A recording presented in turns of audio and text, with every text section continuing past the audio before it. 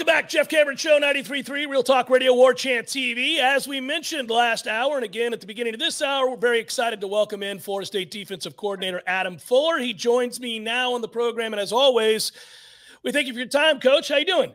I'm doing great, Jeff. How are you? Great, great. I'm really looking forward to spring. How excited are you about spring, man? The competition's going to be intense. You've got depth for the first time in a long time at almost every position. You got newcomers. Are you as enthusiastic, one would assume, as I am about watching this thing play out? Yeah, I mean, be honest with you, with where we're going in our direction right now, the foundation that we've created, I'm excited about every dang day we've been here right now. I mean, we finished that bowl game, and about a week later, we got started on the 23 season. And, we've got a great group of young guys that, I don't want to say they know what it takes, but there's a history of our structure put in place right now. And, I'm just really excited about, each day there's a trust level now, and the push is there. I'll get to the players, Coach, because we've got a lot to document here. But really quickly, let's start with the newest addition to the staff, and Patrick Surtain. What stood out to you in the interview process? What were you looking for, and what excites you the most about adding him to the staff? Jeff, when you have to make a hire, somebody, on our staff, there's 10 full-time coaches. When it comes, there's always a list. And so, when this went down with Marcus, me and Mike spoke, and, he kind of asked me my opinion, what my list was. And we both kind of listened to each other of just, I'll come up with two names, and he may have one name, and, we'll go back and forth. And then he'll say, all right, why don't you, you start the process with the guys that you want to start the process with. And, we had gotten going maybe a couple of days, and it just came to my mind about Pat. I had met him when he was at Heritage. Obviously, we recruited a bunch of kids from there. I knew Josh Boyer, the former defensive coordinator for the Dolphins. I knew Brian Flores when he was there. So, I called Josh, about Pat, and, and he spoke, just really high regards about him. And we knew it would be a great recruiting fit. We knew it would be a great regional fit. And so I called Mike, and Mike said, I think that's a great thought. And so now it's just about me getting to know Pat, and they were still playing. So, that offered its own timing issues, but, we made sure to carve out different hours of time throughout the day for a couple of days there. So just so that me and him could really get to know each other. And, it felt good knowing that I had people that I knew in the past that had worked with him. We knew from a recruiting standpoint, and then just the personality was I had to get through that and make a connection there. And, that happened very quickly for me and him. And so, went to Mike, thought it was a go, and we made the hire and the offer.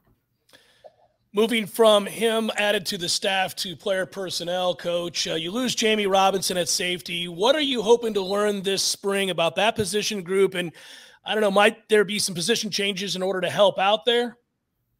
Yeah, I think importantly, I mean, we're always trying to grow, especially in the back end, some position flexibility. At the end of the season, we had Kevin Noles playing free safety for some snaps, and that's not ideally where I want to put Kevin, but it just shows you that we got to be prepared for those moments. Akeem Dent used to be a starting corner here.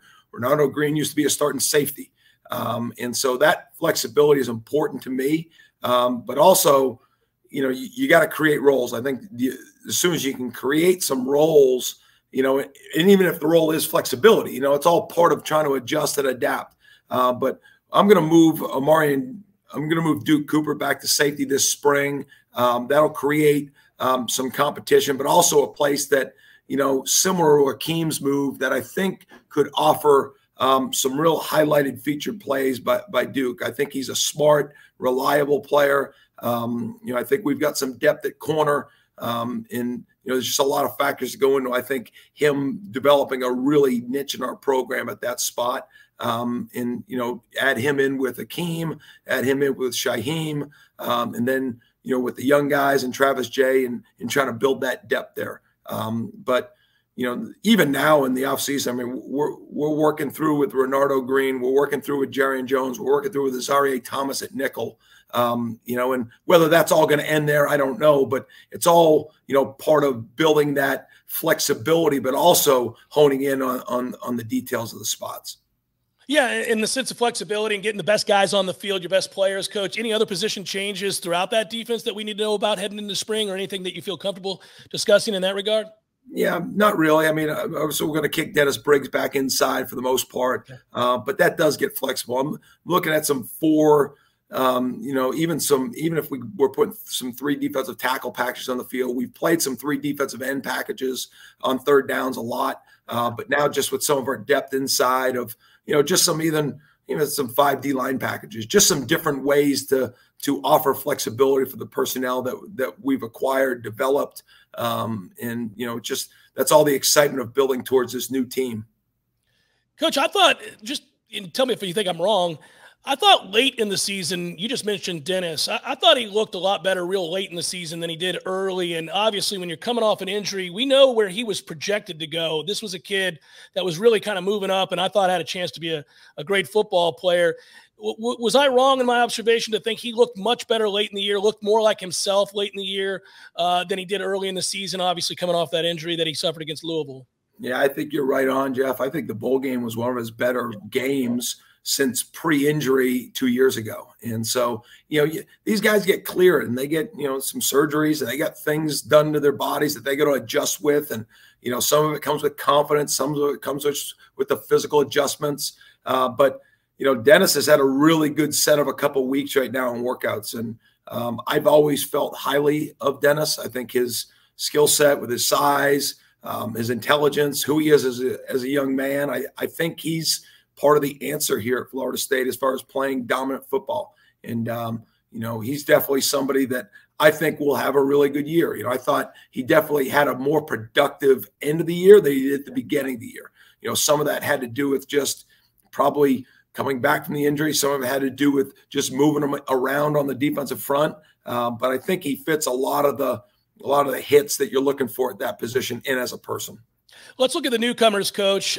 Start with the transfers. Your thoughts on Fintrell Cypress, Braden Fisk. I'll let you go through all of them. Gilbert Edmond, Daryl Jackson, those guys. I know fans are excited to hear about those players.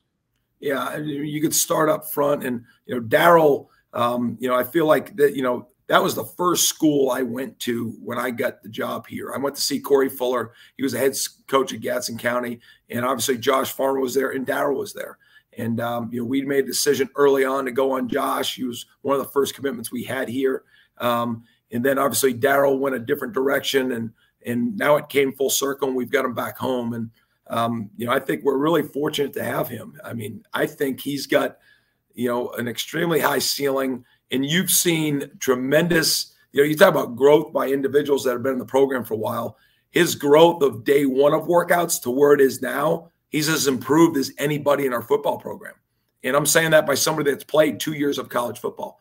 And so, when we're able to bring a person where his heart is and his family is, and then be able to see that growth tangibly on a football field, I'm excited. I think he'll offer us something that is important, just a force in the middle of the defense that can demand double teams, but athletic enough to win all single blocks. The other one that we brought was Braden Fisk.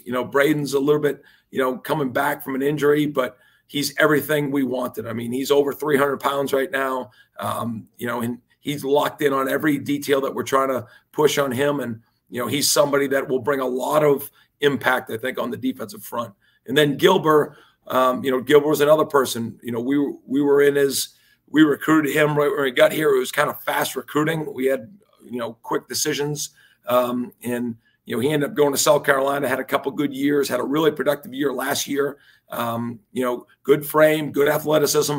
Football's still a little bit new to him, but to see the growth and through the recruitment of, when Gilbert talked to me and said, just when games would end, how quickly he would go and, watch himself and the things that he was able to tell me about his own game, show a lot of insight for a young football player. And, he's going to be a guy that's going to be immediately thrust into our rotation. And I think he's got a really high ceiling. I think he's got a chance to be a really good player.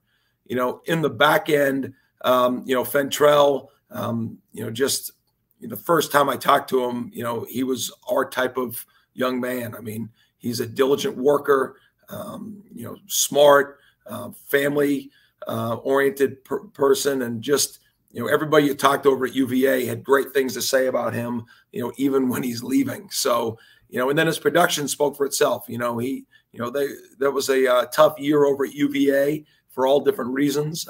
But, to see Fentrell consistently show up and be a playmaker, and he showed up here, and, he was a little bit, it took a little bit of adjustment for him, but I mean, he's everything that I knew he was that time that I flew down there to Charlottesville to go see him for the first time. So, I think we've done a good job of bringing in good fits here, and looking forward to see how that looks like out on the field.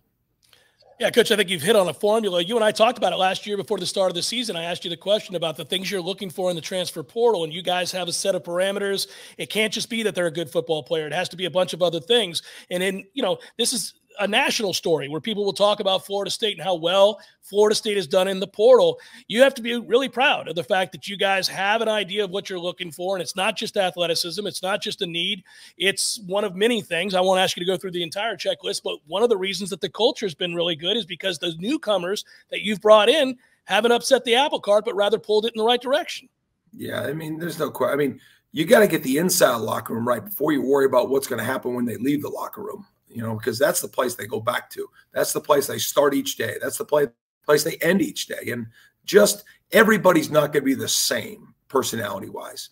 But if you can create and just recruit the same mindset throughout 110, 115 people in the locker room, and that goes, from your star players to your walk-ons. I mean, they're all, as long as they're all like-minded and all improvement driven, you got a chance and care about others. I think that's a big part of it. The selfless of the individuals is really, where this locker room starts. And we've been able to recruit guys on both sides of the ball that have kind of fit into that equation. And, now it's just about, the workouts are great because that is able to create some continuity and some work ethic and their own struggles. But when you get out on that field and you really have to rely on other people doing their job for you to be able to do yours because it impacts you, I think that's when you can really connect a lot of those relationships. Final couple things here, Coach. Who are some of the younger players who played a year ago that you think have a chance to take a big leap forward and earn more reps coming up this fall? Guys that you saw a lot of in their first year, and you feel good about them taking the next step? Well, Jeff, we're getting to a point in our program now that it's that's not a tough question because you've got guys like Shaheem Brown that played over 300 snaps, but with Jamie moving on and just with his development, Shaheem, I think he's going to be a major impact player in the nation next year. I think he's got that skill. I think he's got that mindset. So, that's somebody that I don't know if he's new to it, but I think, is really important to us. I think in the secondary, Azarie Thomas, he again played over 300 snaps as a true freshman. But we've had a couple of DBs that come in here as freshmen, Duke Cooper and Kevin Noles, then Shaheem as a redshirt freshman, and now Azarie that have all hit. And I think, we've got a chance to see another better year from Azarie. At linebacker, Omar Graham's the one I'll bring up because he didn't play. He played in a lot of time allotted games when we were up late, but he was somebody that we were really high on when he came out of Stranahan High School, and we're still really high on him. And he finds the ball finds him, and he's got the skills and he's got the mindset and he's got the personality and he's just got the skills. And so I think, putting him up there with that top group this spring is important to me. I spoke with Coach Shannon, that's a move that he's going to get thrust into the action. And I think we'll like what happens from there. Up front, we already saw the Patrick Payton, when we made that push to get him involved, and just saw him grow. Josh Farmer, the first time we had to play him in because of injuries, but then as the season went on, when guys came back, we still saw his time be able to play through. So those are important guys. And then a guy like Daniel Lyons, who, he's like Omar that didn't play much, not like Azarie, but we see there's a lot of potential there for him. He's put on good weight. He's over 305 pounds now. And, he's always been a good mover, and he's somebody that I think there's a lot of good football in. Final thing, Coach, and I'll let you go. I know you're busy. Big picture stuff here as we sign off. What's the area on your defense where you thought you had the most amount of success and areas in which you think you need to see improvement? Yeah, I think the most success was just, every year we've gotten better. We've gotten better in what I consider just watching us play and what defense needs to look like. And we've made a lot of strides in just playing better connective defense. And, that shows up statistically, but it shows up more so in just the work in day to day. I think we've made a lot of strides in just attacking the passer. We graduated 2 really good defenses the year before, and we replaced it, with a couple other good players this past year. And I thought we've gotten good production out of that.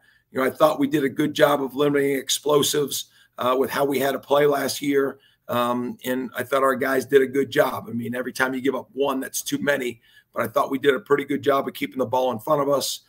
I thought we started to turn up our pressure a little bit more last year, just number wise, but it's something that we're continuing. Like, we want to, attacking isn't always just with certain ways, like certain pressures. It's a mindset, but I think there were times that, I really thought that we could handle the adjustments and the pressures that we wanted to start to get to. And I think each year that stuff just starts to build. And I think just the more we can do this time of year, the more our kids will be ready to tackle what shows up in the fall. And I just think with the depth that we have returning and, guys with good experience, I think we can put a lot more on their plate, and just excited about the entirety of the group. Coach, appreciate the time. I'll see you next week. The luncheon, we get going. It's all ready to be a big part of the daily conversation around here. Appreciate you as always, Coach. Appreciate your support. See you guys. All right. Be good. Bye. That's the defensive coordinator at Florida State, Adam Fuller, kind enough to join us here on the Jeff Cameron Show, and we'll be back, react to that momentarily. 93.3 Real Talk Radio and Warchant TV.